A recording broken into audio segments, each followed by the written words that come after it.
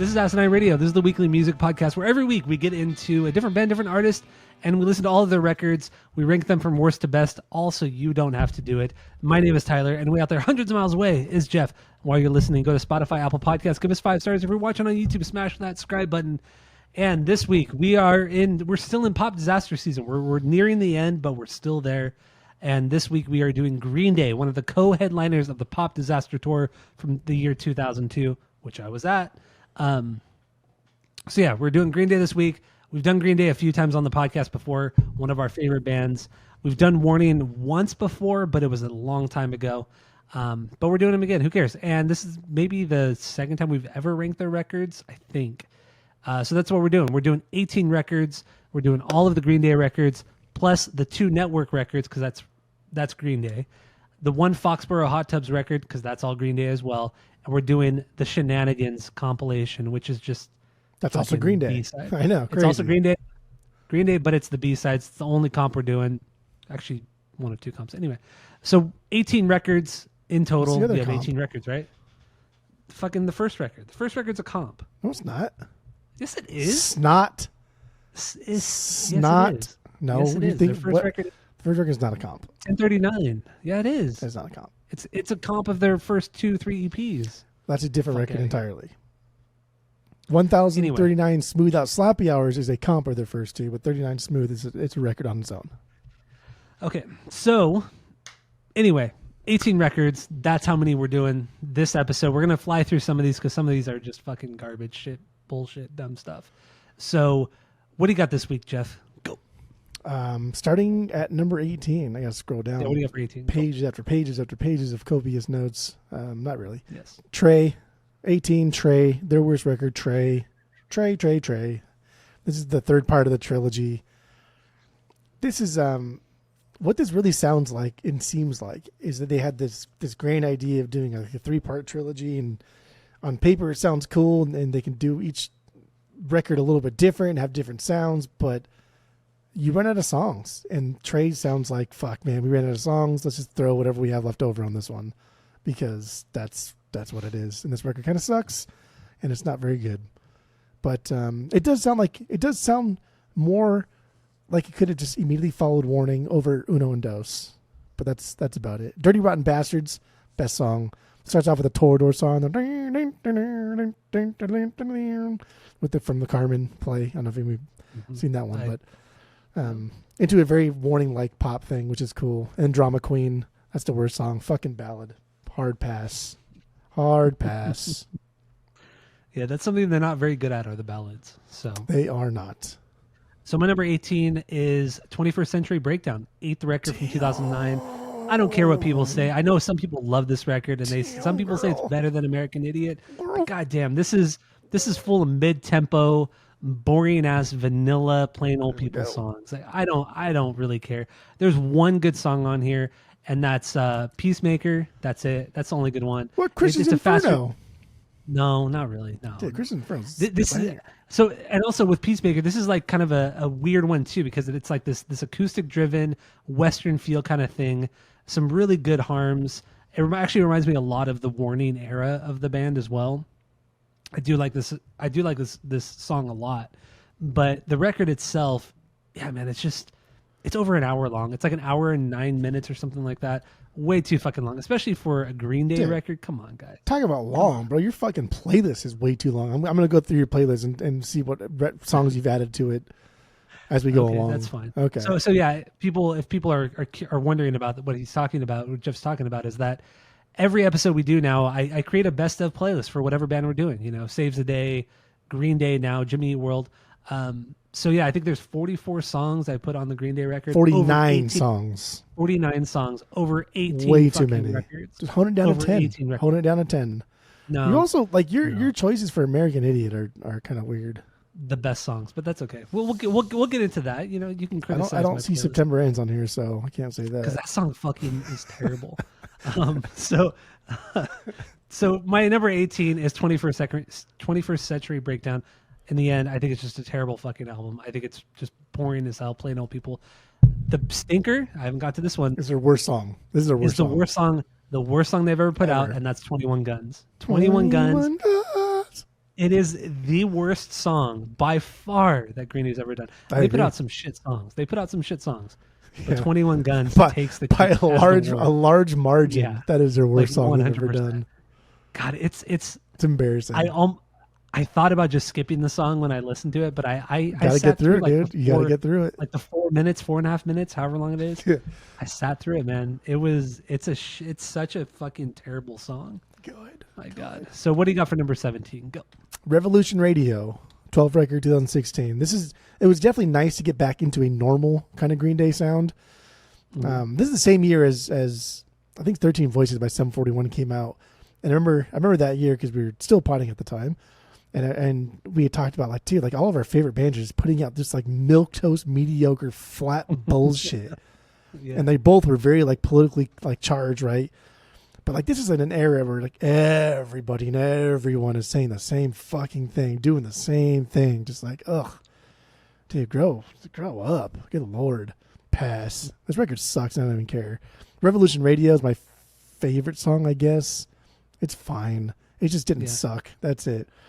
Say Goodbye is the worst song. This song was atrocious. It was so theatrical for a punker song. There's like harms. He whispers at points. There's just way too much going on. It is so goofy in like the worst way.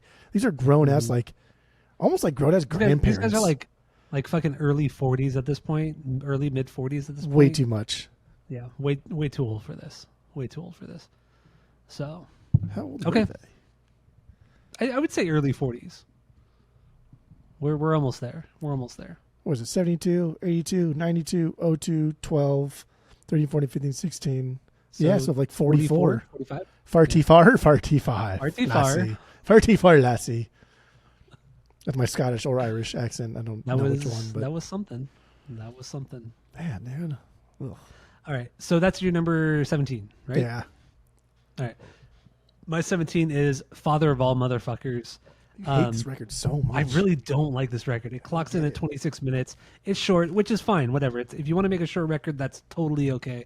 But the songs suck. I mean, he's doing some weird falsetto shit on here through most of the record. I get it. It's supposed to be like a garage rock album, but just put this out as a Foxborough Hot Tubs record. I think it would fit that band way better than Green Day. Everything's so blown out on this. The drums, the production, everything is so blown out on it. I really, really don't like this album at all. I think the cover art is terrible. The title of the record, Father of All Motherfuckers, that is just so stupid. It's so dumb. It's so like, come on, guys. Like, you guys were a little kind of edgy in your 20s and 30s, but like, you're just trying. You're just begging right here. You're just begging, begging right now. You know I haven't seen that in a while. What's on your right hand knuckles? Oh, I'm holding a watch. I don't know. I always kind of just hold it. But is that a fidget? Do you have fidget toys? I got plenty of fidget toys. It's a fidget. Next time you come over here, I'm gonna hook you up with fidget fidget toys. Kids got a whole drawer full of fidget toys. I got fidget spinners coming out my ass right now. Fidget spinners. What is this, fucking 2018? Get out of here. Remember how obsessed I was with fidget spinners? Stupid. I love that shit.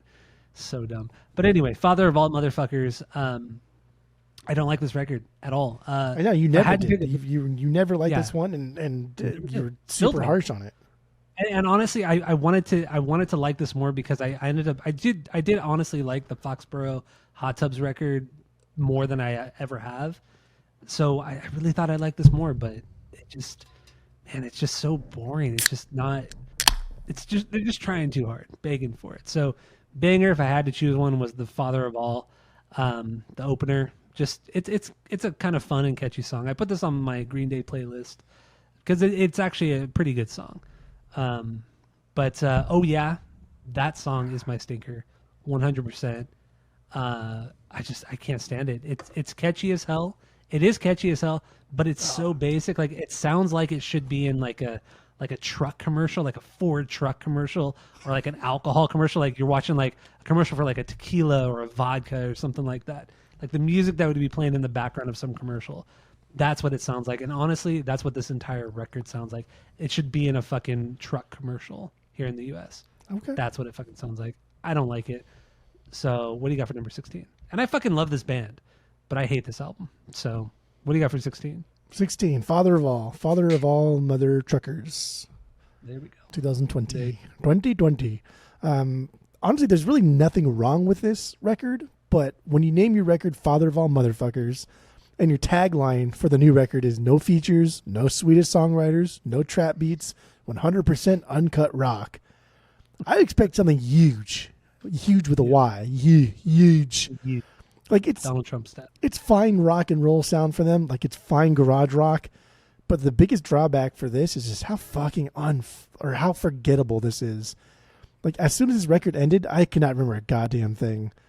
And this is so close to like the world shutting down. So I think everybody else forgot about it too. So I guess this one, I think it was like February of 2020. So they got away with one on this one. So whatever. But yeah, this record is just fucking forgettable. Like it's not a bad listen while I'm listening to it, but after it's done, I'm like what the fuck? Like I don't remember a goddamn thing. So like my banger and my stinkers are just like who even cares? My banger's Graffitia. This is like the I don't know, bouncy kind of anthemic Green Day kind of typical sound. But I don't even know what the fuck it sounds like. But the stinkers, dude, the stinkers father of all, like for sure. You open a record with that shitty falsetto thing that he does. But he does it through the whole fucking record. But like you open the record with that and it's already like, ugh, why? I'm not saying it's like a great song, but it's the best. You playlisted it. I'm gonna delete that. I made your playlist. You can't delete my playlist. I'm gonna report I didn't share controls. So share controls. But I mean, come on. Oh yeah, the song "Oh Yeah" is pretty fucking terrible. Yeah. Oh god. I mean, come on. You got to agree that sounds like it should be in a commercial, like a fucking truck commercial or an alcohol commercial, like a beer commercial or a vodka or a tequila commercial. Like it seems like it would be like one of those like Budweiser commercials when like the dad's like working all day or something and comes home and the kid like a single dad and the kid's making him dinner and the kid like that's actually be a cool commercial and like the kid like loves his dad so much and the dad's all fucking tired and the kid makes him like dinner and he's like I got you but it's like a microwave meal and the dad's like oh thank you so much and the dad's kind of like I don't want to fucking eat this shit and the kid drops down a Budweiser and then cracks it and then oh yeah. Oh, that's so dumb. It's so dumb. That would be a fucking amazing commercial. And then in 2 months we start seeing it on YouTube, like with our ads and shit. No, that's so dumb. So dumb. Terrible song. Yeah. Terrible record. Terrible record. Like this record's not good, but it's also not like I don't think it's terrible. I just don't think it's not good. Okay. All right. Dalmart also is awful. It's so bad. Everything about it is terrible. They recycled the artwork from the American Idiot sessions. Yeah. That artwork was like a rejected fucking cover from the American Idiot. With the barfing unicorn too, and like, dude, come on, man. This Hot Topic is a thing of the past at this point. Exactly. Like, nobody cares. And once again, how old are you? Yeah. How fucking old are you? So like 50 now, right? Because they're almost 44. 40, yeah, 48. They're 48. Yeah. Damn.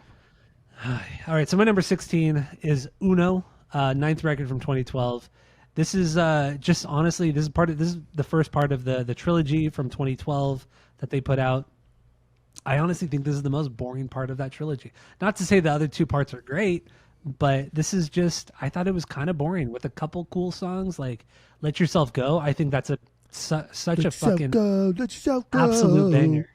It's that song is incredible. Such an incredible song. Love it. Some bangers on this record, but overall it falls so flat. And I mean, they were trying to do something, they were trying to go back to the roots a little bit. And I think like Billy Joe was like doing a lot of coke at the time. He kind of, I don't want to say relapse, but he started, his addiction, his drug habits started happening, like getting in the way of his songwriting. And I think he was doing a lot of coke at the time when they made these three records. And Uno just ended up being the worst to me. Kill the DJ. Man, that is a stinker. That is up there with like probably bottom 10 worst Green Day songs. For sure. Is Kill the DJ. Mid-tempo dance rock song. It's catchy, but goddamn, it's dumber and cheesier than the dumb and cheesy Offspring songs, you know. Original Prankster, Come Out and Play, Pretty Fly, and was it Bumpin' in My California, Trunk? yeah. Bumpin' in My Trunk, yeah. At least the Offspring knows they're doing it. It's a purposeful thing that they make joke songs every record and they're funny. Like this shit sucks. This just tried way too hard. So Uno is my number 16. What do you got for number 15? Go. 15. Finally, 21st Century Breakdown. It's about damn time. I think for me, it's what would I rather listen to? Would I rather listen to this or like Father of All? And like Father of All, just there's nothing there for me. But at least 21st Century. there's still some songs here that I really do like. Christian's Inferno, I think, is a fucking banger of a song. It's the only song on the record that has any oomph to it. Like, I don't mind theatrical Green Day. I don't mind over the top theater kid shit. But you still need to have like some semblance of like who you actually are as a band, or at least who you pretend to actually want to be. But this is like, dude, 21st Century is just greedy. These are greedy fuckers. Just because American Idiot worked doesn't mean this is going to. American Idiot worked because it's like direct ties to a very tumultuous political system in the U.S. at the time. And like, this is 70 fucking minutes long. Get the fuck out of here, dude. Grow up. Fuck off. This was actually my number 14, but because of 21 Guns, I pegged it down one spot because it deserves that. Yeah. 21 Guns is like, out of all the bands that we're doing for Pop Disaster, 21 Guns is, I mean, that's not saying much, I guess, because all of the bands are good. But 21 Guns is, except for Saves the Day, but 21 Guns is worse than any Saves the Day song. Yeah, you're right. It is. It really, honestly is. I can't believe, like, I cannot believe how bad 21 Guns is. Bad. And the video's fucking terrible too. I haven't watched the video in years, but I do remember it being really over the top, dramatic, and yeah, I just don't. Like, I'm mad, Ty. It got an extra marking down because of 21 Guns. Because of that one song. Yes. But rightfully so. The song is so bad. It's so bad. Honestly, people listening who claim to like this song, it's like, you're full of shit. You're dumb. Yeah, you're full of shit. You're just absolutely full of shit. And we love this band. Once again, we love this band. Like, we really do. I mean, at least in the 90s Green Day, we love. This week really like reignited like my love for Green Day. Like, I it's been a while since I've listened to Green Day, but it's like, fuck, man. Like, a lot of the records are really fucking good. Yeah, especially the 90s shit. Fucking hell, man. Fucking hell. F&A, Cotton. Well, album of the week is not 90s, so I guess that's not 3 out of 3. Okay, okay, 90s and 2000. Oh, gotcha. So the year 2000. The year 2000. The year 2000. And 2004. 2000. Well, okay, that's wrong. So your 15 is 21st Century Breakdown. Yeah. You got anything else on it? That's it. All right, my number 15 is Trey, 11th record from 2012. Part of the trilogy, like we've already talked about. It's not, honestly, this record is not as bad as I remember it. They're doing like a good kind of throwback to the 90s era of Insomniac and Nimrod. There's still some of that American Idiot theater kid stuff style here. I don't think it's particularly bad, but it's forgettable for the most part. And the only reason why this sits higher than Uno is because of the one song, Dirty Rotten Bastards. 6-minute song. It's my banger. It goes all over the place, from Nimrod style to Warning to Insomniac. Great fucking guitar solos on this fucking song. It's like this. It's like a really cool kind of like punk prog song that they were trying to do on American Idiot in 21st Century, but they just didn't do that well. Which people would argue, Jesus of Suburbia is such a fucking amazing song. It's like, fuck off. It's not that great. It's a good song though. Dirty Rotten Bastards is a better punk prog song from Green Day. That's what this is. Killer fucking song. Stinker, Missing You. It's the opener. Has this like 60s doo-wop kind of thing, and it's fucking terrible. They've done this style a lot over the years, but this song is just not good. Missing You is bad. Trey is my number 15. What do you got for number 14? Go. Uno, the first of their trilogy. This is just like a silly power pop record with super cringe lyrics and recycled material. I think this is better than Trey, but I think this is incredibly forgettable, except for one song. One song, Let Yourself Go. That's the only reason why this is so high. So good. Because it's such good. I mean, it's such an easy choice for number one. It's a fucking easy song to get into. It's so fucking catchy. It's straight like a Buzzcock song. And this is like the first of many times we will probably discuss how Green Day just doesn't, I don't want to say rip off because that's not the right word, but definitely like wears their influence on their sleeve, and you can clearly tell what he was listening to or what they were influenced by per record.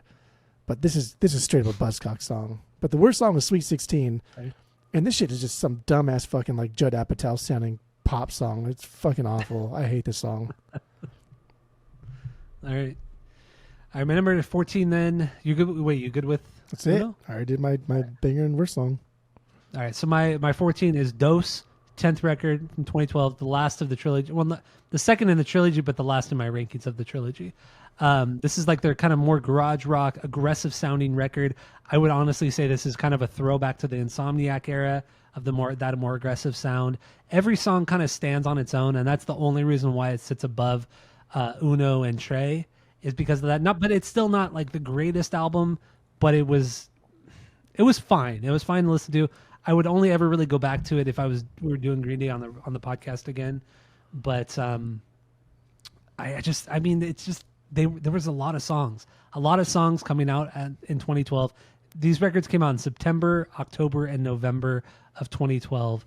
And, it's a lot of shit. A lot of shit coming out at once, a lot to digest, and a lot of stuff that honestly is just kind of mediocre. And that's where these three records sit. But Dose ends up being the best, for me at least. Banger, Make Out Party, faster, more aggressive song. Really awesome, super rad bass lines on here. Great guitar solos. Love the breakdown as well. So that's a killer song that made my Green Day playlist. Stinker is Nightlife. Love the bass line.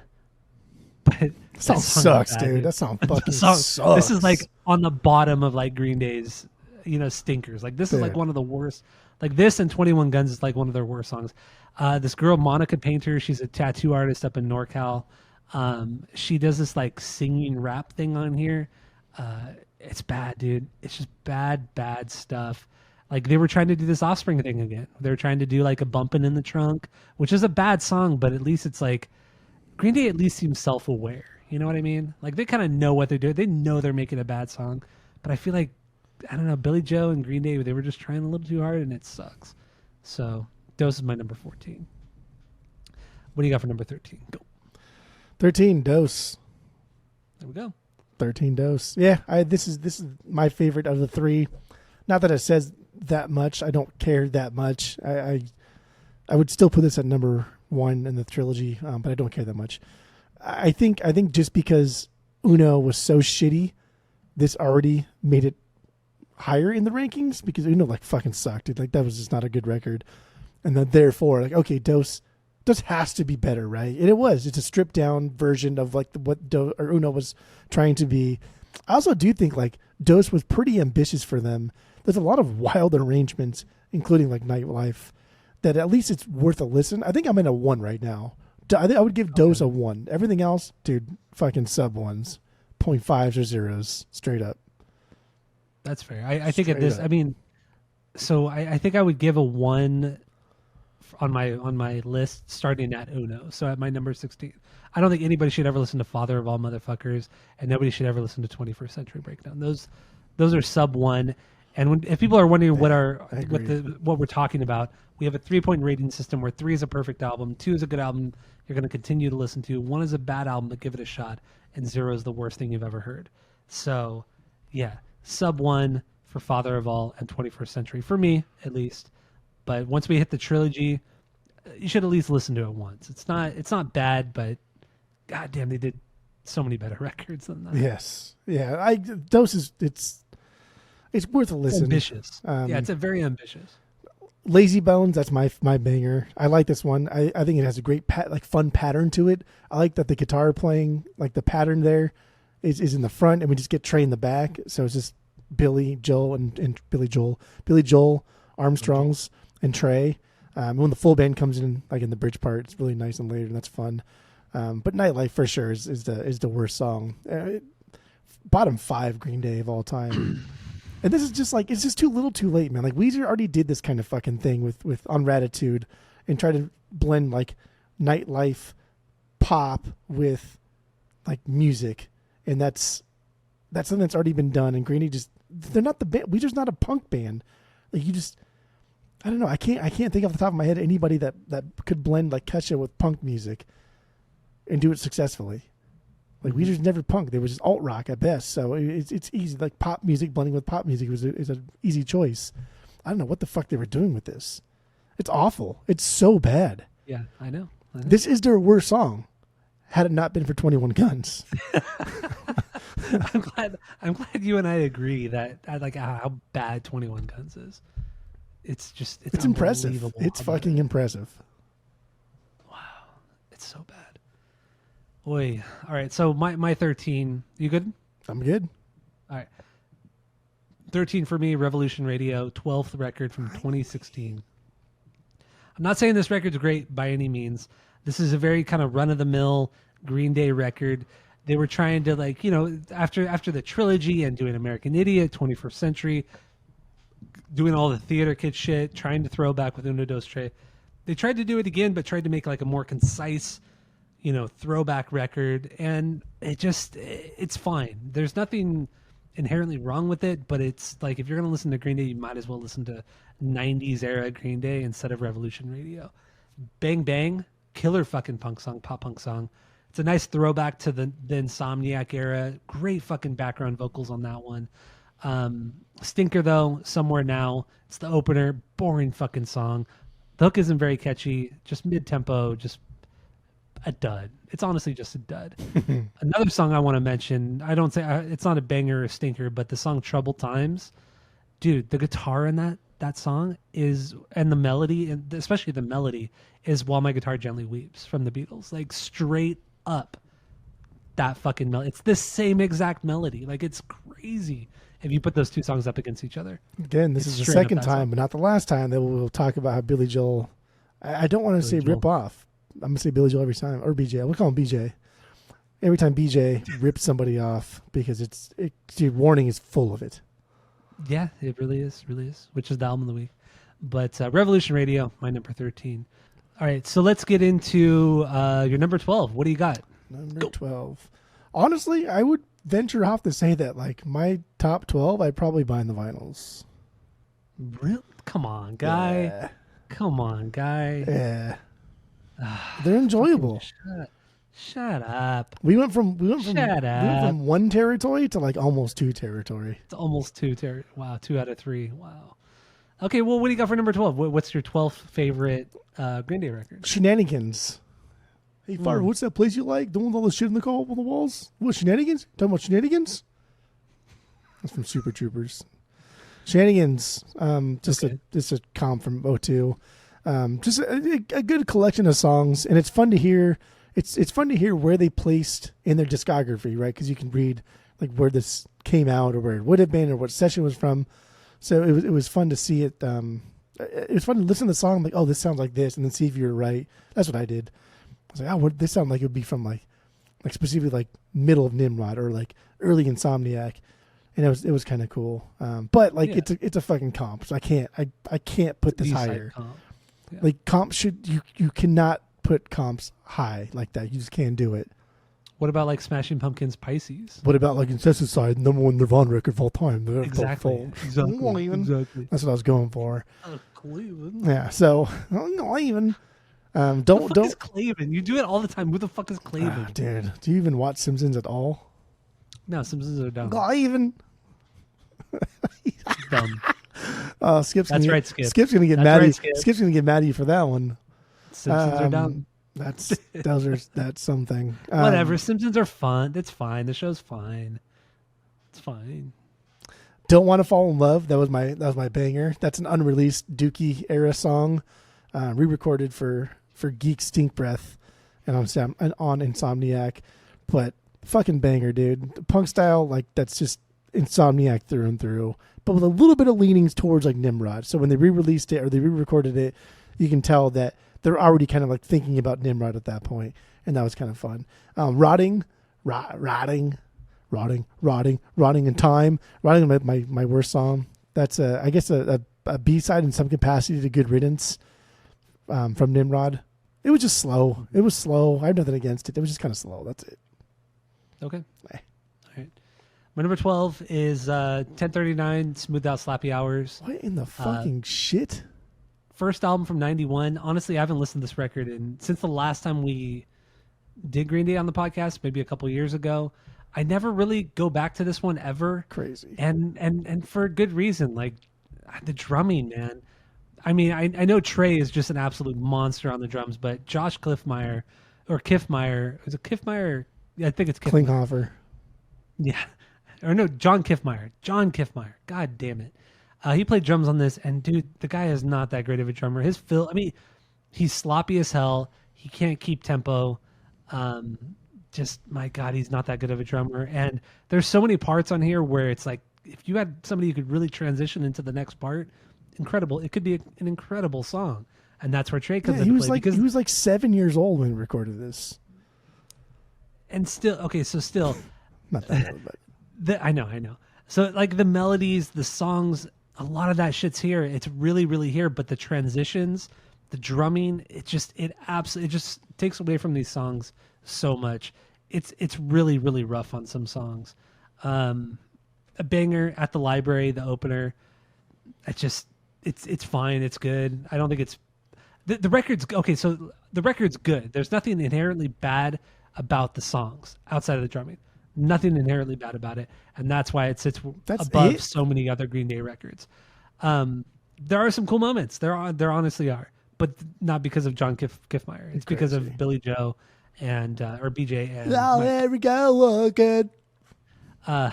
Stinker. The song is the Stinker is Rest. Slower song. I mean, they're just not good. They're not. It's too ambitious for a band this young. I mean, they were fucking 19 years old or 18 years old. It's too ambitious of a song for this band. Questionable harms as well. This record's fine. I just would never really go back to it. I would never get this on vinyl. It's not for me. And I like fucking first records from bands. I do like that shit a lot, but this one is just, God, Kerplunk is just such a better record. Like the jump from this to Kerplunk is insane. We'll get there.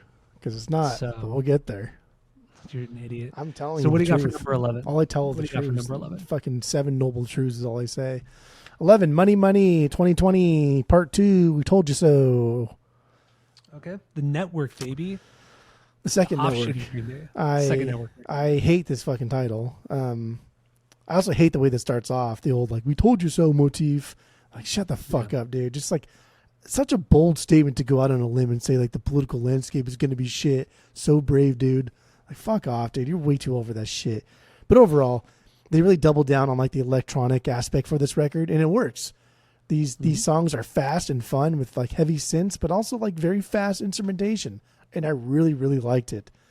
I don't think I mean, if we did on the pod at some point, we probably like listened to it at some point. I don't remember ever listening to this, so this is all like new to me. Fentanyl was my banger, super electronic song, which is like obviously reminiscent of the 80s sound, but also really reminded me of that Paul McCartney second record. That's his second solo record. There's a couple melodies in there. I was like, fuck, man, that's that one, because I don't know any of the song names, but that's that one song on Paul McCartney too. So that was interesting. But the worst song, Flat Earth, dude. This song sucks, man. It doesn't even suck. It's just so fucking cheesy. Talk about like low hanging fruit. Like the whole song is just like it's just cringy, as the kids say. It's so fucking cringy. Oh, the earth is flat. All the people think it's round are stupid. It's like, oh man, it's too much. This is too much. Yeah, I know. Too old for like topical like political shit like that. Just too old for it. But it's not that they're too old for it. It's just like the way that they present it is. It just seems very amateur. Like they never grew up out of it, right? Like yeah, but it's I don't know. There's a way to approach certain topics to where it could be clever and fun. Like Brev, you've met the president. Like you don't need to like write songs like this anymore. So my number 11 is the Network's Money Money 2020 Part 2. We told you so. Good. We told you so. Good. I agree. Dude, that opener is fucking awful. This is the second Network album from 2020. This is the offshoot of Green Day. We can get more into that whole backstory in a bit, but yeah, this record is a lot of fun. Let's just say this: it's a lot of songs, but they're short songs, 2 minutes, minute and a half. A lot of them are short like that. But it's a cool '80s throwback, very Devo. A lot of fucking Devo on this record, and or really with the Network in general, a lot of fucking Devo, and I dig it. I mean, I talk shit on a lot of '80s music, but this is like good '80s. They're inspired by the good '80s music. You know what I mean?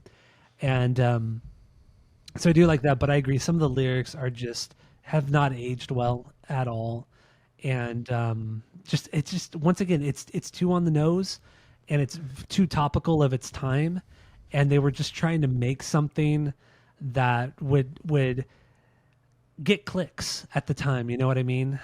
That's really only the best way I could explain it. And just once again, it just has not aged well at all. Banger is Carolina's ultimate Netflix tweet. Fast song, super rad synth, catchy melody, very Ramones sounding too, but like good Ramones, which is a weird thing to say, you know, for most people. But Stinker, Respirator. Man, this song is just. I mean, I agree. Flat Earth is really cheesy, but Respirator, man, this shit is fucking so goofy, so dumb. Once again, man, this song has not aged well at all. I mean, first of all, just talking about COVID, it's just come on, Yeah, I guys. know. Like anybody talking about COVID in 2020 and 2021, it's just going to come off as just really dated and just cheesy. It's just straight up cheesy and uninspired and lame. And that's what this record is, regardless of what side, whatever you believe when it comes to COVID It's or dated government. for sure. It's absolutely fucking dated. Whether you're liberal, conservative, I don't give a fuck. It's fucking dumb. It's a dumb song. This is like bottom tier Green Day as well, because this is essentially a Green Day record. I should actually, because we can do that now because you switched them the other week. I'm gonna switch Shenanigans and Money because I wouldn't buy Money on the vinyl, but I would buy Shenanigans on the vinyls. So The second Money. the second Money. Yep. The first Money was fucking amazing. There, I just So switched. yeah, that's my number 11. So Okay. what do you got for number 10? So my number 11 is actually Shenanigans, just so we're Okay. clear. Now 11 on out, I would buy in the vinyls. Number 10, Stop, Drop, and Roll. Foxborough Hot Tubs. Time Their Machine. only record they've ever put out. What's cool about this record is like it was really just made to showcase their inspirations, from Stones to Beatles to Kinks. It's all here. It's a fun listen, like Dark Side of the Night, right? That song is very like Majesty's Secret Request Service by the Rolling Stones. Stones. Yeah. It sounds fucking identical. That song should have been on that record in like a more punk outfit. But don't take this record too serious. It's more of a cover house band doing a record, but still. Yeah.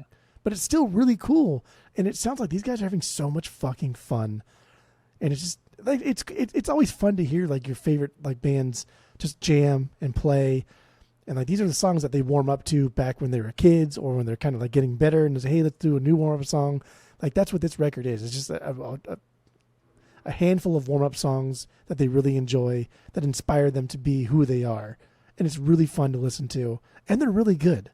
So Yeah. I liked it a lot. Sally, that's my banger. Like the only song on this record that sounded kind of different. And they went for this weird kind of like goth psychobilly sound. And it was fucking rad. It really, really worked. My least favorite song, Alligator. It's not a bad song, but like, dude, come on. I'm just fucking tired of hearing You Really Got Me in so many different forms by the Kinks. But I don't know. It's cool. Billy Joel Armstrong's showing how much he loves the Kinks early on. All right. So it's your number 10. It's my number 10. My number 10 is The Networks. The Network, Money 2020, the first record 2020. that they put out in 2004, just prior to American Idiot. Kind of the story, or not the story, but the lore is that Green Day were recording a record called Cigarettes and Valentines. Supposedly, they recorded the whole record. They recorded that whole record. All the master tapes were stolen, mysteriously stolen. And then all of a sudden, this Network record comes out. For years, Green Day were denying that it was actually them, but clearly it sounds like Billy Joe singing. And there's a lot of like Green Day shit on here. But supposedly this is like the forgotten Green Day. This is supposed to be Cigarettes and Valentines. Caviar and cigarettes. Caviar and cigarettes, baby. So that's what this is. 04, like I said. But this is just extremely 80s driven synth rock, punk synth rock, very extremely Devo, more Devo than the second album they put out in 2020. I think this record's fucking killer. This record's really cool. I'm not a big 80s guy, big 80s music, synth driven guy, but this record's really it's solid. It's honestly really solid. I dig it. Banger is Joe Robot. Stinker is Spike. It's this like kind of like spoken word. It's like Billy Joe leaving a voicemail for somebody and just kind of like stream of consciousness kind of thing, but with music behind it. It's fine, but still kind of cheesy and dumb. So that's why it's my stinker. But the Network's first record, Money 2020, it's good. It's a good record. Would you buy it for $5? I wouldn't. $5. I'm not at the point where I'd get any of these records yet. No. You buy so much garbage, and you wouldn't buy this for $5. I would never listen to this. I would never listen to it. It's fun like every once in a while, like maybe once every couple of years. It's fun, but I would never go back to it. Come on, I buy only good records. We know this. So what do you got for number 9? That's something. Money, 2020. You just talked about most of it, but I think this is pretty fucking good. It's fun in all the right ways. What I hate about 80s synth-driven like pop is gone, but what we're left with is as if Green Day existed in the 80s as an 80s band, but still punk. That's what it sounds like, and I dig it. It's cool. You did it. Okay. Spastic Society is my biggest banger because it was a straight up B-52 jam. My least favorite song, and this is kind of cheating, but Teenagers from Mars, there was like a bonus track because I really did like every song on this record. I just felt it was unnecessary. Like they didn't add anything to it. They didn't take anything away. It didn't sound like Green Day. Didn't sound like the Network. So my number 9, we're on our 9, right? Yeah, number 9. My number 9, people are going to hate me for this. People are going to hate me. They're going to talk American shit. Idiot. People listening, There we go. you're going to talk shit on me. Yeah, American That's Idiot. so It's dumb. my number 9. Their 7th record from 2004. This record is not that good, guys. It's not that good. It's way too long. It's way too ambitious. The songs are just, a lot of them just, they're just really cheesy. They're way too ambitious, and this band is not, they're a great band, but they're not good at making this kind of music. This is straight up, this is their theater kid era sound. And I get it. If you were a little bit younger than us when this album came out, I can get why you liked it, but we were a little too old for this. I liked it. Because you're a knucklehead. You're a knucklehead. But also you love theater kid music. You love that shit. You love theater kid music. I just don't like it. And also at this time, Billy Joe, he changed his vocal style. Like he started singing in a higher octave. He started being more just kind of like Gerard Way, very more My Chemical Romance kind of vocals that he's putting out there, and I just don't like it. I think it just sounds like they're just trying to appease the pop scene, which is fine too. That's totally fine. That's all they've ever done. Like, that's what Dookie I know it's all did. I know. But at least with Dookie, it sounded unique. It was different. His voice was. Nobody sounds like Billy Joe. No, in '90s Billy Joe, nobody sounds like him. That's true. But once you hit American Idiot, with his vocals, he was trying to sound like your My Chemical Romances, your Panic at the Disco, your Killers, your all these kind of like theater kid kind of sounds, and I can't get behind it. I think it's just so goofy. It's way too goofy. But there are some fucking great songs on here. Of course, there's Holiday, some fucking great songs. on there. fucking love Holiday. Outside of that bridge, because that bridge That's is your favorite fucking part. terrible. With the megaphone, The oh, representative it's for so California, bad. please take the floor. It's so bad. But the rest of the song is fucking great. Saint Jimmy, love that song. Letter Bomb, great fucking song. Title track, American Idiot, great fucking song. Stinkers, Oh, we two have stinkers. We have stinkers. 2 stinkers on here. And these are these are some of the worst Green Day songs ever. Boulevard of Broken Dreams, Wake Me Up When September Ends. I hate these fucking songs. They're garbage songs. I'm kind of like they're terrible songs. every week I figure you out a little bit more. So every single week you figure a little bit more. So you like ballads when they're not your favorite band. Like Alkaline Trio made you a ballad man. But if it's a ballad by your favorite band, then you don't like it. But if it's a ballad by a band that's not your favorite band, then you do like it. No, that's not true because when it comes to Kiss, their ballads were like fucking terrible. Yeah, that's not your favorite And I band. don't like Kiss. Yeah, just like Alkaline Trio is not my favorite band, but I. All right. Well, Kiss was in that different because instance, you don't like anything it's not from different. Kiss. No, You don't like anything shut from the fuck Kiss. up. Shut You the fuck hated up. Kiss in general. You know, I just tore apart your fucking. But whole Saves the Day, theory you here. liked some of the ballads on Saves the Day. And I even got mad at you for liking some of the didn't. ballads on Saves the Day. No, I just like the songs that weren't the straight up pop punk songs, and you automatically said, "Oh, those are their ballad songs." So you're a ballad man. You are a ballad man You're an through idiot. and through. That's I'm what you not. do. I'm not. It's I'm okay. not. Why are you embarrassed about being a Well, ballad man? I'm not embarrassed, but I'm not a ballad man. It's okay. Fine, So- you're not a ballad man. American Idiot. I think this album is very overrated. Unless you were like 11 or 12 when this album came out, then it was like something so new and so cool, and but it's just God damn, I don't like these songs that much. And I think Billy Joe, just his vocals are not very great. They're over the top, and the whole getup of the time with the black clothes, the red ties, the What's wrong with eyeliner. that? It was so gimmicky. I mean, I love gimmicky shit. I love Slipknot. That's Fucking love literally what Slipknot. music is, I dude. Music fucking and love. fashion go hand in hand. And get the I fuck know, out of gimmicky. but Like, get the fuck out of here. but what? So the difference here All is of your that. favorite bands have the worst But gimmicks possible. the difference here is that Green Day were doing something so kind of like they were just kind of being their own thing. Yeah, maybe they were just kind of being the gross looking band of the '90s and shit like that, still kind of following that grunge thing. But then to completely throw that style and their whole like band identity at that point, and then go completely theater kid, matching costumes, all that kind of shit. It just seems so, it just so, just Disingenuous, unauthentic. disingenuous. Yeah, They yeah. already did Yeah. it once, though. They already shed their entire former selves. In what way? The album of the week, baby girl. Oh, with Warning, but at least with Warning, Oh, here we go. there were. We'll get into Warning There on we the go. album of the week. We'll get into that on the album of the week. But with American Idiot, I just think it's just so over the top and silly and dumb. It's not And even like one they day, reinvented themselves. They just did something copied different. everybody else. They did something different and just copied other shit that was out. But they were already doing it prior to American Idiot. It's not like American Idiot came out. Oh, damn! I never even thought about this. Like Michael Williams would not exist had it not been for Warning. And they were already doing agree. it on Warning. I agree, but not to this They extent. just took it back. Not to this extent. And I do have a lot of positive things to say about Green Day. I do love this band. Fucking guess not, dude. You're still in But, Sub-Zero territory. No, American Idiot, I would give American Idiot like a 1.9 out of 3. 1.8 out of 3. I don't really ever go back to this record outside of the few songs. So there you go. I don't give a fuck. It's over the top, cheesy, dumb. Okay. So my number 9. That was a long rant.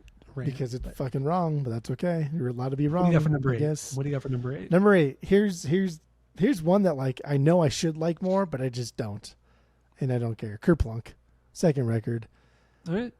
but it's still number 8. I still will get this on the vinyls. It's still a cool fucking record. It's a solid punk album. I think what gets me overall is BJ singing. He's singing as if they've already done Dookie, and like beyond that. Yeah. Without actually having done it before. So it's not like a punk record in the 39 Smooth sense, but it's also not the pop punk we know as Dookie and beyond. It's like in this weird limbo. It's in this in-between thing. It's still really, really fun and enjoyable. Some like iconic fucking bangers here. But like, I don't think there's enough identity for me to rank this higher. It's just a fun in-between. And there's nothing wrong with that. And again, I would listen to this on my days off and I would buy it on the vinyls. But I don't think there's an identity here. Not nearly as much as 39 Smooth or anything else after this. Good or bad. Kerplunk is just it's Kerplunk. It's fine. Just Kerplunk. Yeah, it's the volleyball like set before the spike. But no one ever remembers a setter. Like everyone knows it's spiker. Whatever. Strangeland, that was my banger this week. Very much like the most punk of all tracks on this thing. Dude, just absolute shit singing. It's super fast. It just does not give a fuck. It is sloppy. It is gross. It is Gilman to a T. Awesome. Christie Road, that's my stinker, I guess. It's not even that bad of a song. It's just the slowest song. Mm-hmm.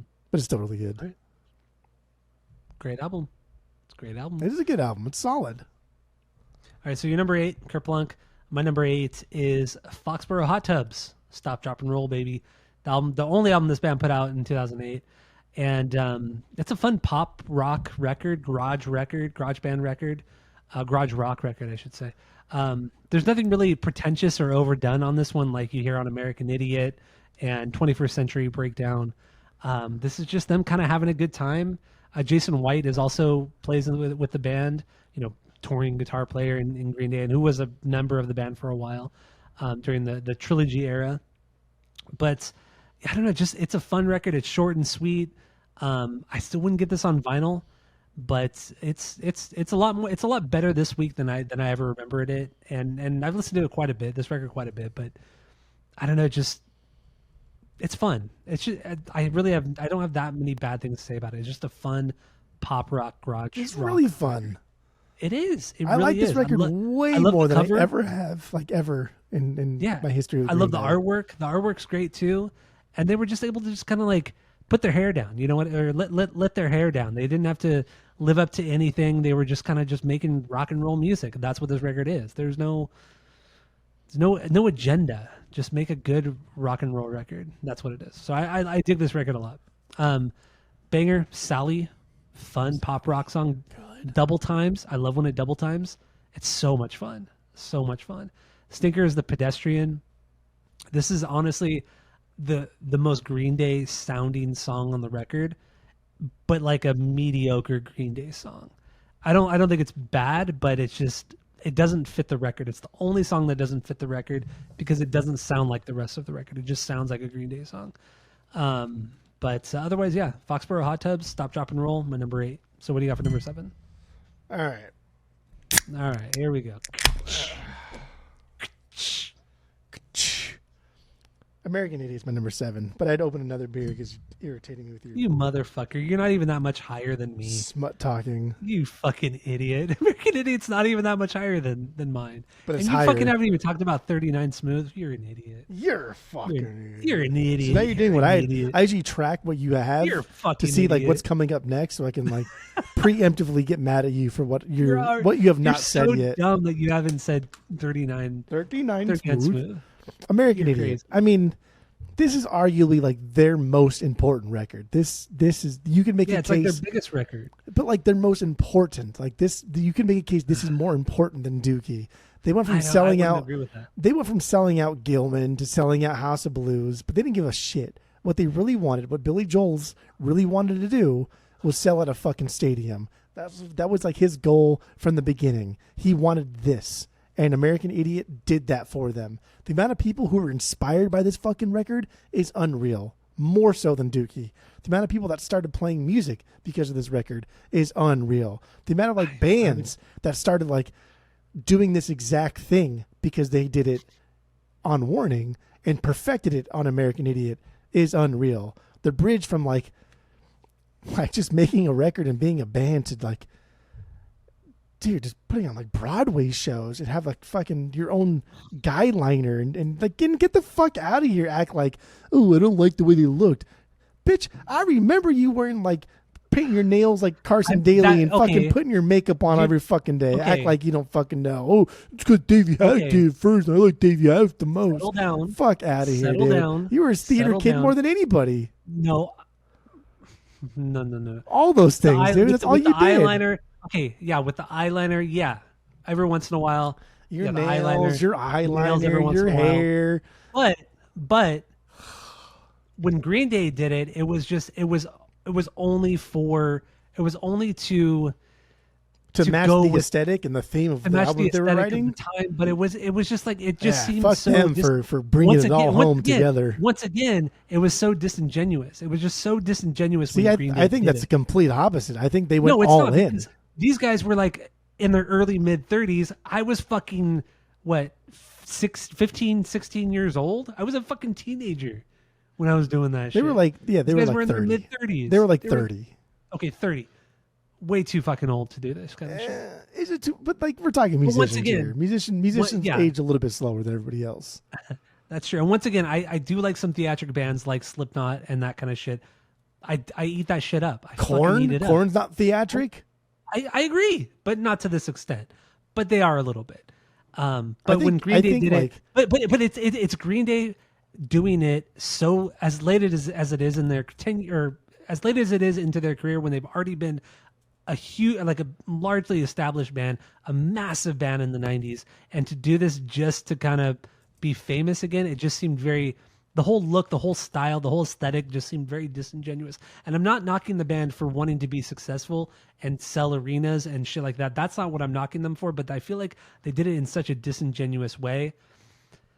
It just seemed very just silly. It just seemed that's like beyond silly. That's where we for sure disagree, because you think they did this just to become popular again. I think this was always coming. I did.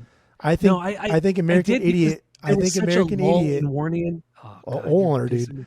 Hold You're on there, pissing me dude. off. I And think we're going to talk about it on the hold on morning there, dude. episode. I think American Idiot was always coming. You heard beginnings of American Idiot all the way back to fucking Dookie. To Nimrod. No, you really You heard Nimrod. all the way back to Dookie. And we'll, Okay. because there's some stuff up here we'll talk about in the album of the week and everything. But you've heard the beginnings of like them wanting to be, especially Billy Joel, because he is Green Day. And you've heard the beginnings of that all the way back to Dookie. That's all he's ever wanted, is to be this fucking big. Yeah, the Gilman stuff was fun. The Lookout Records era was fun. But that's not what he wanted. Once he got a taste of it, he wanted it all. He wanted it to be as big as fucking humanly possible. So I don't think it's disingenuous at all. I think it's finally Billy Joel achieving his lifelong dream of making something that's so fucking big, so fucking epic, that I don't think he gave a shit if people liked it or not. Because he ever did Warning, and then he gave a shit if people liked that one or not. And like in hindsight now, it had been for many years their most underappreciated album, and now it's not at all. But yeah, no, the American Idiot was just a long time coming. And it's okay when bands have their magnum opus, 7 albums deep. That's not a big deal. It's fine. Who cares? Yeah, it's not a big deal. Yeah, I agree. Not that I think this is maybe I don't know, man. Like this is not, come on, man. This is not my favorite. It's not my favorite. You don't have to bend over for this album. It's fine. You don't have to. This album's incredible, dude. Like it did something. It truly did. It's so over the top and goofy at times. But that's what he wanted to do. That's what he started out to do. It doesn't make it good. And I'm not saying it's good. That's why he's number fucking God. 7. Oh my are you God. listening? Are we doing this album on the por podcast? favor. Escúchame, I feel por like favor. we should just do this album on the podcast instead of Warning at this point. Por favor. Get the fuck out of here. This It is not my favorite, but this is. You're this acting like this it album is wild. This album is wild. You're brushing this off because like, oh, I don't like fucking Boulevard of Broken Dreams because it's too slow, and I don't like what's the other one? Come on, September Ends because it's too slow, and I don't like it. Like, dude, this album is wild. It transitions very nicely. There's a lot of 9-minute songs on here that transition absolutely perfectly from one song to the next. It is a killer record. It did something for the scene that fucking no one has ever seen do for that scene. It inspired countless people to pick up instruments. It inspired countless bands to be better, to be bigger, to think bigger, to get out of their little rut. This album is incredible. I don't particularly like it that much, but I would buy the vinyls. So you just fucking sang all of its praises. You used to have this on vinyl, didn't you? Yeah, twice. You purged it twice. Yeah. Wow, that's good. But like you can look at something and admire, like, damn, that was really fucking good. I really respect what you guys did. I get what you did. But I don't really like it. And this is it. Like, this is a perfect example of that. This album was huge. Right. And like it was huge. It was fucking massive. You're diminishing it as if it's like, this is a bunch of fucking sellout theater kids. Like, bitch, they've been selling out since day one. I even had the Bullet in the Bible CD DVD. I had it. I had that on CD and DVD because I thought I got rid of it. The DVD was great. It was that whole performance on that DVD was fucking amazing. I always talk about that King for a Day thing is so amazing. It's stupid. I love King for a Day. Are you not when he doesn't Bullet for a Bible? You said that you don't like it because all he does is lay on the floor and just fucking do stuff and gyrate. It's stupid. Like, nah, dude. Because it is fucking dumb. That's amazing. It's so good. Talk about bringing a crowd to their knees. Billy Joel, man. Oh, well, this little punker kid from you're wild. This little punker bitch. You're wild. Anyway, St. Jimmy. That was my favorite this week. Classic Green Day. Worst song, September, obviously. But Boulevard of Broken Dreams is not that. It's not that. Boulevard's not that bad of a song. It's so bad. It's Boulevard not that bad of a song. No, it's not. Come on. That delay thing that they do. Come on.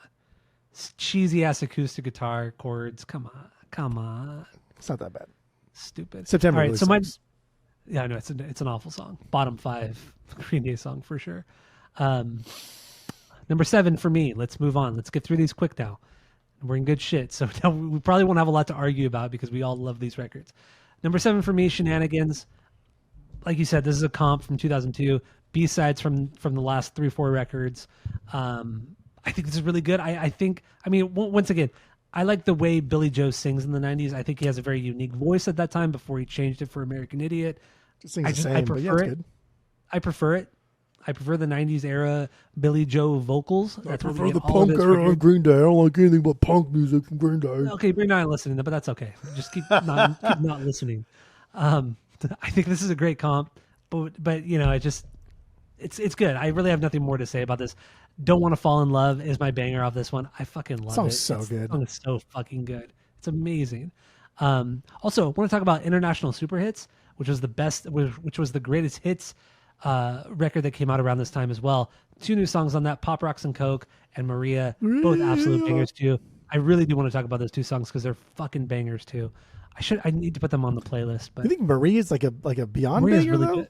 I wouldn't say it's a beyond banger, but it's very good. It's good. Pop Rocks and Coke. Power is and very, Goes very good. for sure a fucking banger, but Fucking Maria, great song. It's so great. So anyway, Shenanigans, great fucking compilation right here. Stinker, Tired of Waiting for You. Not a bad song, but it's like a slower love song. That's the only reason why it's a banger. I dig this comp a lot. I would get this. I'd probably get this on vinyl. I know for a fucking fact if you saw this at like Mike's for dirt cheap, you would fucking buy it. Don't even act like I would probably. I know you would. I would probably get it. Yeah, I would probably Let's, get it. Are we not being honest? Let's be honest for 1 second. I would probably get it, but then like the album that I like better than this, I would be reluctant to get it. So anyway, let's get it. What's your number 6? I know you'd fucking get it. My number 6 What's is your number Saviors. Their most recent record, their 14th from last year. This album is fucking amazing. This is so goddamn good. I don't remember liking this that much last time around, especially because I don't remember any of these fucking songs. Although when I listen to it again, it's like, oh yeah, I remember this song. I remember this song. But this is an incredible throwback to like the classic pop punk sound of Green Day since American Idiot. It's super bouncy. It's super fun. I will buy this on the vinyls. I'm probably going to buy it tomorrow when I go out and buy stuff that I shouldn't buy. Fucking throwing money out on new vinyls all the time. Crazy. All you've been doing for like the last 2 months with me is like, all you do is buy records. All you do is buy. You're like Sloan. All you do is buy vinyl. It's like, you motherfucker. You're buying all this shit vinyl every fucking week right now. The past, fuck outta I've here. only bought Get the 2 fuck outta records. here. The past I bought 4 records. I bought Winona Fighter, More than I have. RX Bandits, and 2 Rances. I bought 4 new records in 2025. That's all I bought. More than me. You bought 4 records in 2 days. You were gonna buy one last night, but you got beat to the punch. I think it'd be, but So yeah, like, it was, you're over here jonesing. I am. I'm Jones. That's funny. Coma City. That was my favorite song. Just a fucking jam, dude. Like it reminded me of Gizzard meets like the Ramones with some cool like surf kind of verby guitars. And I was like, oh, that's cool. I don't know. The title track Saviors, that was my least favorite. I don't know, just because I was so excited for the whole record. Like that song, I was like, okay, it's all right. It's fine. But overall, dude, this record fucking slays. It's really, really, really good. And I'm very impressed with it. And it's so much better than anything they put out. This is the best record they've put out since 21st Century. I guess since American Idiot. Since Shenanigans. I guess since fucking Warning. This is their best record since Warning. Okay. That's fair. Right? I mean, yeah, Like- because Shenanigans is not an album; it's a comp. And so. and we both have ranked Shenanigans below Saviors. This is their best record in 24 years. That's wild, man. That is wild, and That it's is fucking wild. good. Yeah, I mean, I'll just say this is my number 6 too. Saviors is my number 6. It's good. It's a good record. It's a throwback, like an appropriate throwback to the '90s era, vocally and musically as well. It doesn't seem derivative of the 90s stuff. It just seems like a fresh take on classic Green Day, which is nice. Like bands try to do throwback records and sometimes it just comes off as silly, dumb, and uninspired, but this record I liked it when it came out. Not enough to buy it obviously, but upon subsequent listens, cuz I listened to it twice this week, and I did really enjoy this record. It was good. It was solid. There's still some of the Theater Kid stuff from American Idiot, but it's not over the top anymore. I hear a lot of Weezer as well, because Weezer's kind of like gone into that Theater Kid territory a bit over the years, here and there. But it was done well. There's nothing over the top here, which I enjoyed. Banger is 1981. Stinker is Goodnight Adeline. It's a slower kind of ballad. It's actually not a very good song. I do want to mention the riff and melody in the song One Eyed Bastard, because that is straight up a Pink song. The na na na na na na na, I'm gonna start a fight, like that whole kind of yeah. I'm gonna start a fight. God, that song fucking slays. Yeah, that Pink song is great, but that melody is straight up. The melody in the song One Eyed Bastard is straight up that Pink song. And we even talked about it when this album came out last year, when on the podcast a year ago. We talked about that specific thing too. But yeah, it's straight up fucking Pink. So, Saviors, though, this is a good record. I would get this on vinyl. I would get this on vinyl, but I would pay like $12 because I think that's how much it goes for. Is $12. Dude, it goes for such. I looked at it last night. Like I was like, what's the most collectible copy of this? Like, which one did they make the least of? And like one pressing, they made like 500 of. It's like, okay, that's the one I want. It's like $22. Like, damn, bro. Like, that's nothing. Way too many. I do remember too when it came out. Within probably 2 weeks, I was seeing this in record stores. Like, people were already returning this record to record stores, selling their copy of it. Like, to me, that's crazy because that's way too soon to be selling a record like this. I even remember at your record store at Desert Grooves Records, huge shout out. When I would go there, I'd sift through your records and everything. I would see this record sometimes too. We had like 3 this copies, in your records. and I haven't seen one in fucking months.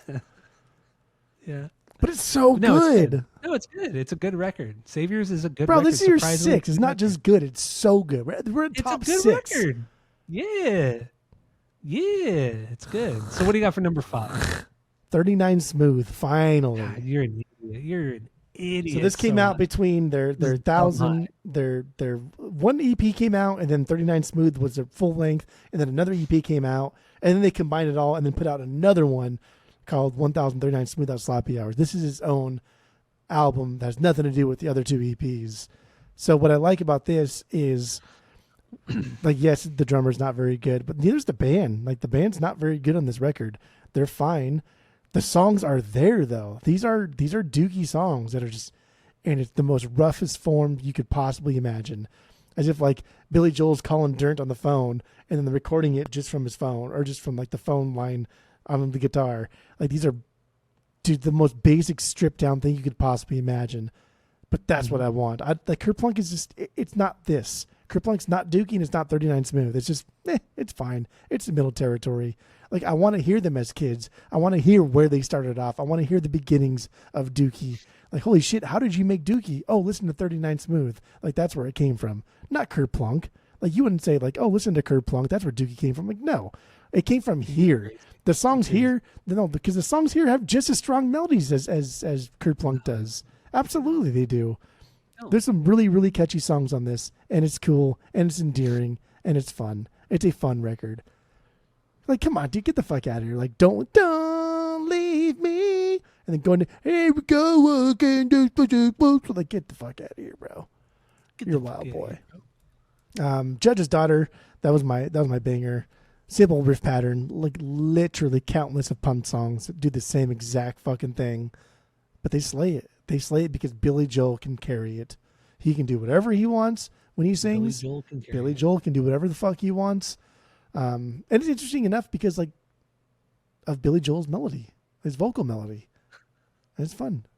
I'm not gonna stop. There's gonna be some asshole that's gonna like, his name's actually Billy Joe. It's not Billy Joel. There's gonna be some fucking douche. Should I just say William Joel? Is that what I say William Joel. But my like stinker, I guess, is Rest. It's just a slowest song, but it's endearing because I get what they were trying to do, but it's just way too early in their career for them to be good enough to pull it off. And like when they wrote this, they were like 16, and it's just, dude, this record is really, really cool. It's really good. It's fun. I don't get the appeal of Kerplunk.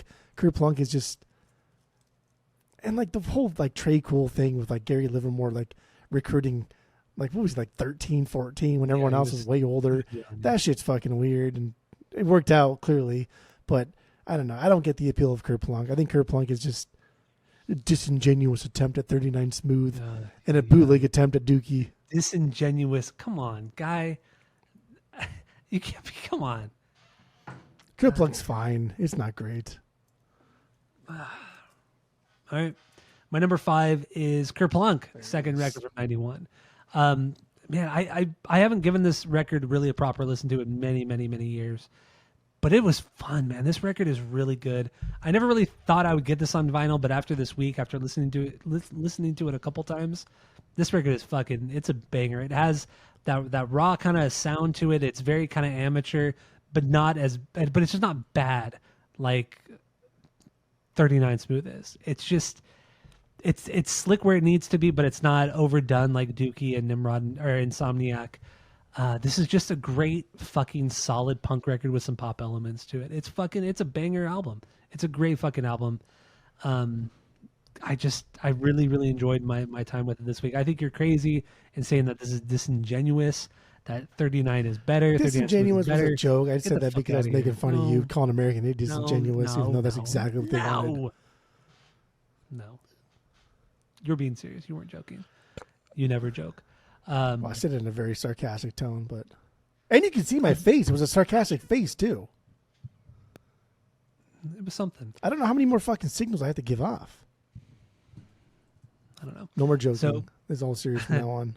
Also, with Kerplunk, there's a lot of goofy moments on here, but it's fun, like Dominated Love Slave. Dude, that's not a Super goofy dumb moment. song. That's a deliberate attempt at like trying to be funny. That's not a goofy It's goofy, moment. and it comes off as goofy. It was fun. It's a fun song. It's a goofy and song, it's actually, though. And it's kind of a good song, too. It's a kind of good, like, honky-tonk kind of song. It's a ton of fun. Get the fuck out of here. It's great. Their cover of My Generation, I love it. The Who song, I think it's a fucking great cover. Great punk cover of the song. One of the best songs on the record. Private Ale, though, is my banger on this one. I do love that song a lot. Stinker is No One Knows. Slower, kind of somber jam. But I think this record's incredible. I think it's awesome. I'll pick it up on vinyl whenever I see it. Not going to pay a lot for it because I know this record goes for pretty fucking cheap. But Edgelord Tyler. Oh, Kerplunk's fucking so good. Edgelord Tyler? Get the fuck so outta here. fucking good. Certainly better than fucking American fine, Idiot. dude. Get the fuck out of here. Get out of here. All right, so what do you got for number 4? Let's hurry up with this. We're almost done. And everybody knows how great these records That's are true. coming up. Album of the Week is my number 4. Okay, that's stupid. My number 4 is Nimrod. That's where it's going Fifth to be. record from '97. I do love this record. I think this record is truly incredible. I have nothing. The only bad thing I have to say about this record is Redundant. I think Redundant is a redundant song. It kind of goes nowhere. It's fine. The video's funny. I like the video for the song, but that's my stinker. Banger, Hitchin' a Ride. I mean, how can you not fucking love that song? The Grouch is also an incredible song. Just banger after banger off this one. This is a real departure from anything they had ever done up to this point. There's folk elements. There's more pop rock elements. This record just experiments like fucking crazy. King for a Day. What the fuck is that? It's it's an amazing song, but they had never put out a song like that before. It almost sounds like it's a cover song because it's so out there. It's so out of control. I think Nimrod is truly a unique part of their career. And at no point have they ever replicated this style. They tried with Warning, but just nothing sounds like Nimrod. I really, truly love this record. I think it's amazing. 3 out of but 3. I have to put it somewhere. And it's my number 4 this week. It could change. My rankings change. My top 4 changes all the time. Your top 4 changes like every fucking never. Get the fuck out of here. So what do you got for number 3? What do you got for number 3? No, so like my top 4 actually does change. Actually, my top 3 changed. Warning is always number 4. Warning, I will say this though. Warning almost was number 3, and it almost beat out Nimrod. Nimrod's my number 3 this week. Nimrod's like my favorite Green Day record, and it's been for many, many years. And I always sing its praises, and I always talk about how like underappreciated this record is, even though it is very appreciated. But songs like Redundant, I get, right? It is a very boring song. I cannot speak. I lost my voice. It is very boring. I get it. Still, It is very catchy.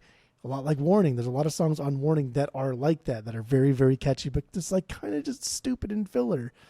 It's just a great reminder that these guys are still punkers, but also have aspirations of being actual songwriters and pushing themselves as musicians. And Nimrod just shows like how Dookie was just not Green Day. Dookie was just like a fluke in their discography. Dookie's just not Green Day whatsoever. Insomniac is Green Day. Nimrod is Green Day. Warning is Green Day. American Idiot is Green Day. Like all of these things are what the band wants to be. And Nimrod is like the first time you actually hear things. Like Walking Alone has the beginnings of a Warning song. King for a Day definitely makes American Idiot make more sense. Like these are punk songs with a little bit of effort behind them. Like this is a band that's not just fucking Kerplunk, not just fucking Kerplunk or anything. But damn. Yeah, Time of Your Life was my weakest song this week. It's just so fucking song, it's so cheesy. but it's so good. So like I don't ever skip any songs or anything like that. But I think like when I'm listening to a record like this, and I think if I'm in my car, which one of these songs am I most likely to roll the windows up or skip? And that's it. That's how I. It's gonna be it's gonna be time of your life. That's how I like gauge these ones. But Platypus was my banger. I Hate You. Okay. So fucking A, dude. Nimrod. So, and I've ranked Nimrod #1 several times. You have, yeah. Several times. Wrongly, you've done that, but yeah. This is how I feel this week, and my top two are you're gonna be like, I can't fucking believe that. As long as it can change, that's fine. Just like my top 4 can change too, depending on how I feel. But yeah. Well, your #1's gonna be Dookie, then Insomniac, and then Warning, and then Nimrod. So we'll see. Go ahead. All right, we'll see. My number 3, Insomniac. Oh damn, girl! You put Warning at 2? That's wild. Is my number 3. Who said I put it at number 2?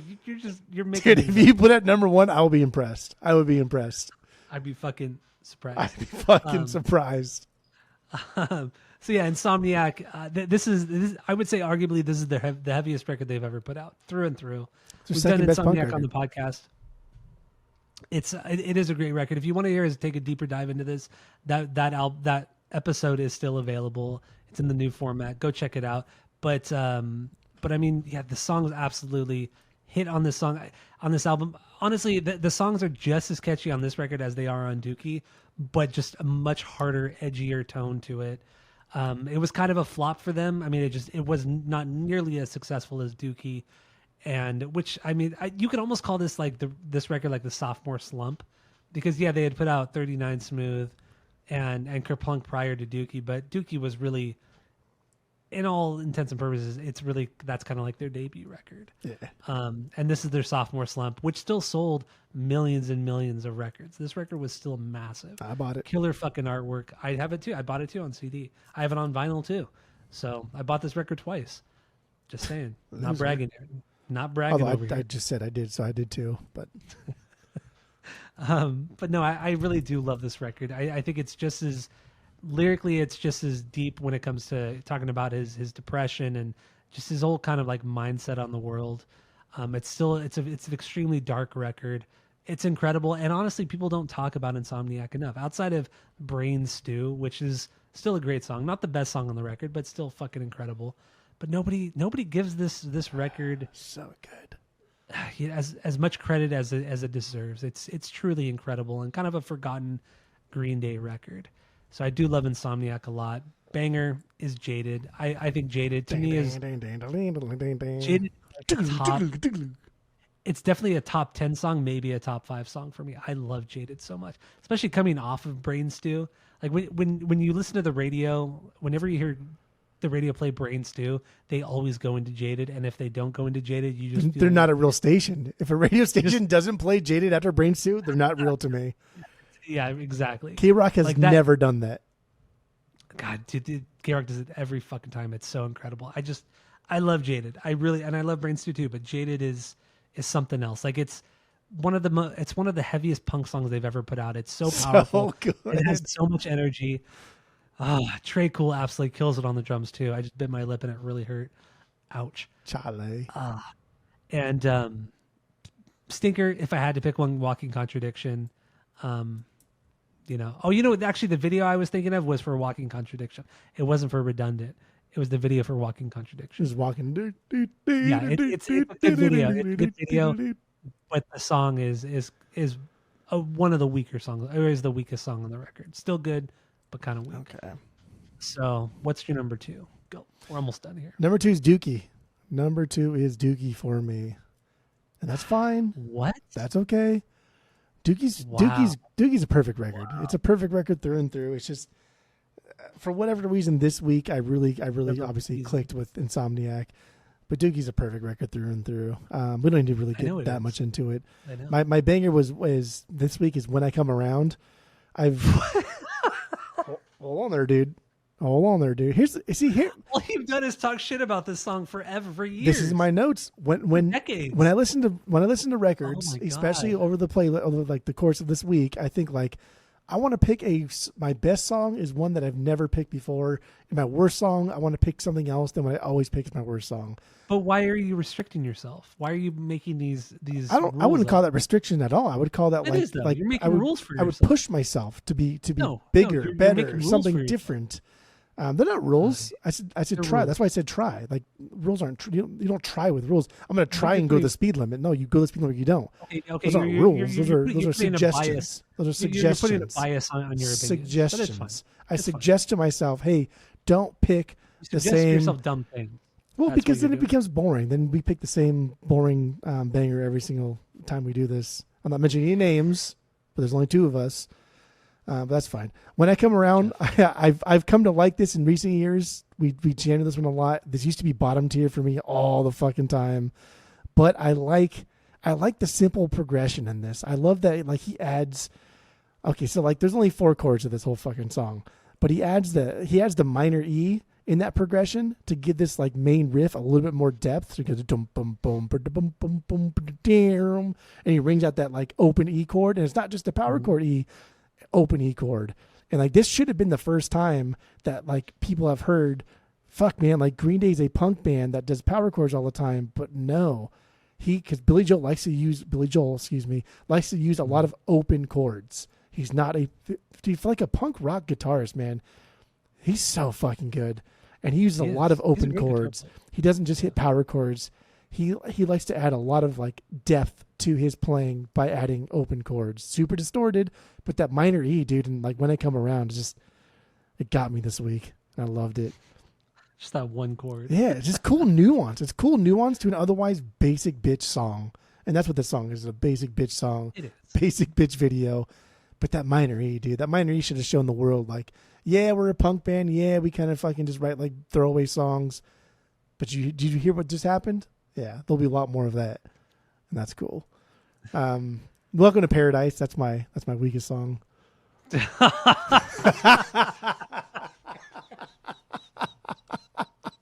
What a fucking idiot! What a fucking idiot! You know why? Come on, you could have said why is it? You could have.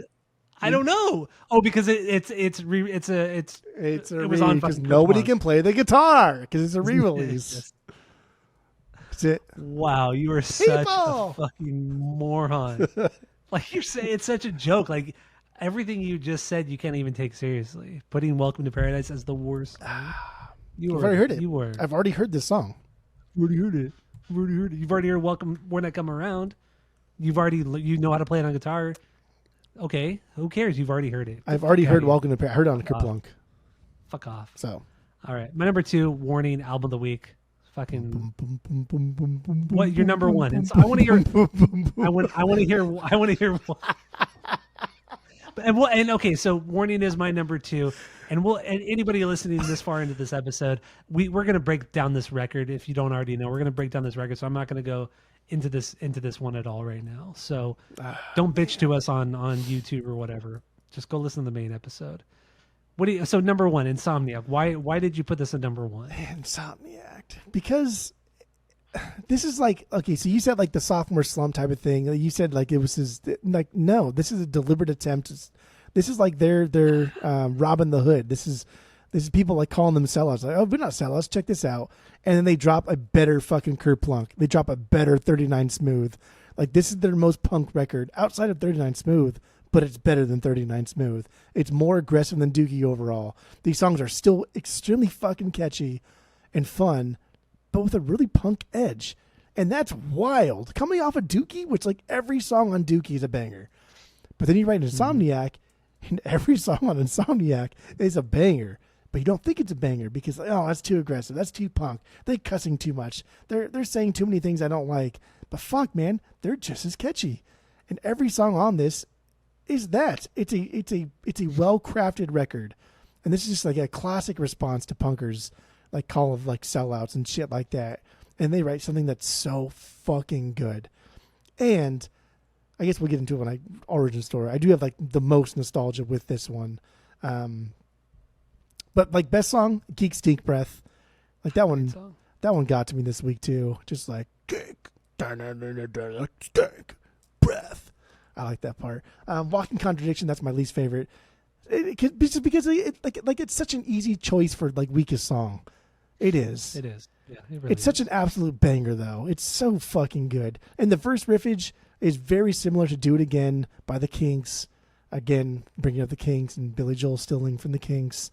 Actually, it's like damn near identical to the Kinks riffage. But yeah, Insomniac. Dude, this record's fucking so goddamn good. It's so beyond perfect. And it's one of those things that like, because Dookie is Dookie and it blew up and it became this household name that every like mom and child and father knows, like Insomniac will never achieve that. True. But it's almost just as good. And that, okay, so when I said it's the sophomore slump, I didn't mean musically or anything like that. I meant in the context of selling records and popularity. Yeah, they That's knew what it I wasn't meant when I going said to. sophomore slump.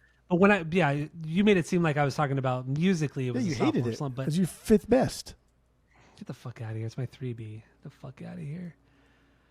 All right, you have anything else on Insomniac? Go ahead, do the same thing you do every single man. fucking time. Put Dookie at number What are you one. talking about? I put Insomniac as my number one before. I don't think Fuck you've outta ever here. put Insomniac as number one. I have. But yeah, Dookie is my number one. It's their best record. It's a perfect record. It just it led the way to so many other punk bands after 1994. Every song on here is an absolute classic, is an absolute banger. The production on here is incredible. Trey Cool's drumming is incredible as well. Just everything is just, the songwriting is just crafted to perfection on every single song. Stinker is When I Come Around. I do still love this song. I think it's beyond. I just think it's so incredibly catchy. It really is. I had to put it somewhere. I had to pick a stinker on this one, and that's why it's. And when I come around is the stinker. This is a truly inspirational record, and we've talked about this record in the new format on the podcast. So if you want to hear us break it down, get into it. But I think if you've gotten this far into the episode, everybody will agree that Dookie is one of their best records, if not their best record. Even if you love American Idiot, you can't deny Dookie is one of their best records. Banger in the end. This is in the end. Come on, man. That is not. Get out of here. In the end, and Burnout. I do love Burnout too. But in the end, glad I don't get no more. But come on, man, go listen to In the Ending and go. Just kind of realize like how incredible that song is. It's the second to last song on the record, and just it's so incredibly catchy. The way he kind of wails in this song, it's one of the fastest songs on the record. It's super fucking melodic as well. In the End is truly an incredible song. Nobody talks about it enough. It's so fucking good. Top 10, top 5, top 5. Slow down, slow down. I know we've been drinking. Top 5 Green Day But songs. let's not say something we're going to regret. Slow down. We'll see. So yeah, Dookie, I'm not going to expand on it too much. We've gone far enough on this episode. So thank you all for listening. Go to Spotify, Apple Podcasts. Give us 5 stars. If you're watching on YouTube, smash that subscribe button. Go listen to the main episode because we get into Warning from Green Day. So go check it out. That's it. That's all. It's so dumb. It's so stupid. It's not even theirs.